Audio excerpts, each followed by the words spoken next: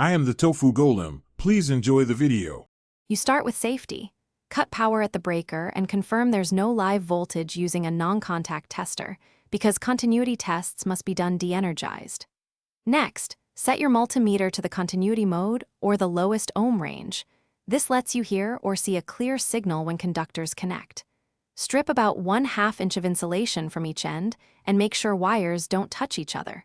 Once done, you're ready to place the probes on the bare conductors to get your first reading. Now perform the measurement. Hold one probe on each exposed conductor end and keep steady contact, because intermittent touch makes false results. If the meter beeps or shows near 0 ohms, the wire is continuous.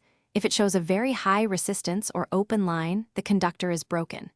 Make sure to test both polarities and check any splices or connectors along the run, since faults often hide there. Once you understand the numbers, you'll know whether to replace, repair, or further, isolate the section for repair.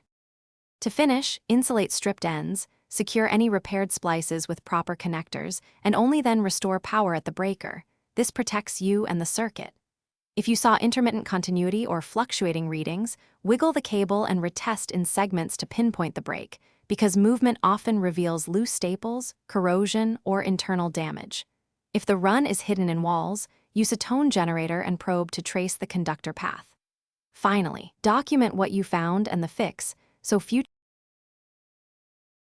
Thanks for watching. Consider subscribing if we helped you today.